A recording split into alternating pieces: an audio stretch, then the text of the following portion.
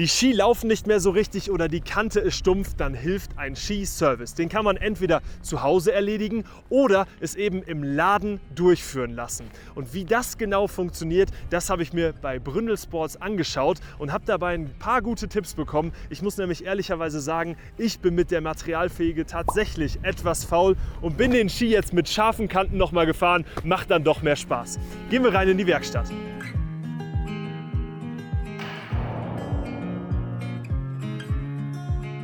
Angekommen hier in den Heiligen Hallen. Grüß dich, Markus. Servus, Marius. Ich freue mich, hier zu sein. Und heute schauen wir uns mal das Thema Skiservice genauer an. Genau. Einmal die Frage an dich. Gibt es eigentlich eine Faustregel, wie häufig ich so einen Ski zum Service bringen sollte?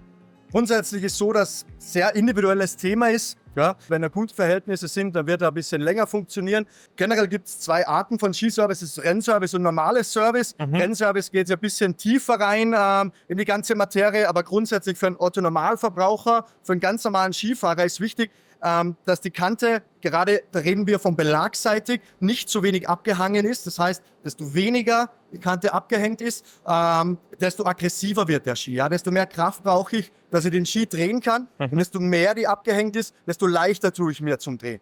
Okay, abhängen ist quasi der Winkel des Schliffes. Ganz genau, okay. genau von der Bodenseite der Kante. Okay, Genau. Und das heißt, die richtig sportlichen Skifahrer, die haben dann einen spitzeren Winkel, um dann einfach so krasser ins Eis zu kommen. Genau, so ist das. Sagt man auch grob beim Slalom, weil eher bei den technischen Disziplinen sind wir da eher bei zwischen 0,3 und 0,5 und alles, was eher in den Speed-Bereich geht, wird es da 0,6, 0,7 oder sogar noch höher.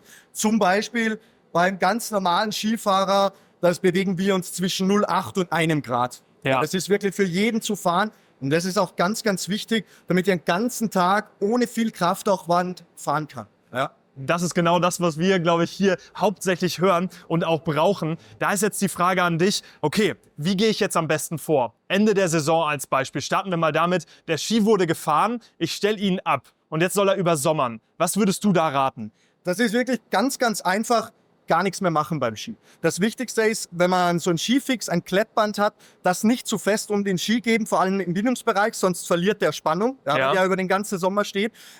Und nicht wachsen. Ja, das hat man früher oft gemacht. Einfach so wie der Ski ist, bei Zimmertemperatur oder vielleicht auch in den Keller stellen, weil leichten Flugrost setzt der Ski sowieso an. Ja? Und dann ist wirklich besser über den Sommer stehen lassen. Und wenn die Saison dann startet, einfach als Service machen beim Ski und dann funktioniert das. Da kriegt er im Sommer mehr Luft, sage ich mal, alles Ganz genau. atmet gut und dann sagst du, okay, zum Start der Saison einmal Service und worauf sollte ich dabei Ganz dann genau. achten? Welcher Service sollte das sein? Also im Normalfall muss man sich den Belag anschauen, wenn sehr viele Kratzer drinnen sind, besonders tiefe, dann auf jeden Fall ein großes Service. Das wäre bei uns zum Beispiel, der Belag würde ausgebessert, der Belag plan geschliffen und neu strukturiert, plus Kantentuning und Wachs. Wenn jetzt der Belag nicht wild aussieht, weil zum Schluss keine Steine im Weg gelegen sind, dann reicht der kleine Service, wo wirklich nur der Belag geschliffen wird und Kantentuning gemacht wird und gewachst. So, und dann habe ich ihn zum Start der Saison perfekt, den Ski. Und jetzt geht es quasi weiter.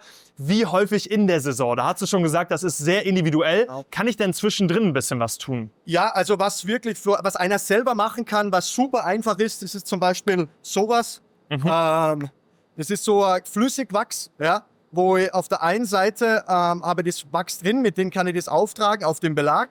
Und mit der anderen Seite, das ist so ein Filz, was da drauf ist, mit dem kann ich das im Belag einarbeiten. Das kann ich in der Gondel machen, das kann ich kurz vorm Wegfahren machen. Sowas ist ganz, ganz einfach, was ich selber machen kann. Und danach dann, wenn ich merke, boah, jetzt ist die Kante wieder komplett rund, ich brauche wieder was auf dem Belag, da sagst du Ski-Service. Auf jeden Fall. Und da habt ihr auch bei Brünnel jetzt ein ganz besonderes Angebot quasi. Genau. Da kannst du vielleicht einmal zum Saisonstart. Genau. Ja. Also wir haben da ganz eigene Brünnel Plus Card heißt es bei uns. Da habe ich mehrere Benefits und eins davon ist wirklich, dass ich vom Start der Saison, also eigentlich von Anfang Oktober bis Mitte Dezember rein, wirklich einen besseren Preis auf das große Service bekomme. Und das zahlt sich dann wirklich aus. Einmal über die Saison gemacht, beziehungsweise direkt am Anfang einmal und dann ist der Ski schon mal gut gepflegt. So läuft also Skiservice ab. Das Ganze habt ihr jetzt gerade auch schon gesehen, wie mein Ski hier durch diese Riesenmaschine gelaufen ist. Einfach krass, was ihr hier stehen habt auf jeden Fall. Ist auf jeden Fall ein bisschen was geboten. Ja. So ist es. Vielen Dank, Markus, für deine Insights dazu Sehr und gerne. ja, Gerne. gute Saison. Jo, ebenfalls, danke. Für euch geht's ins nächste Video, das haben wir direkt hier verlinkt und wenn ihr weitere Informationen sucht, gibt's sie in der Beschreibung oder eben mit euren Fragen unten in den Kommentaren. Danke fürs Zuschauen und tschüss.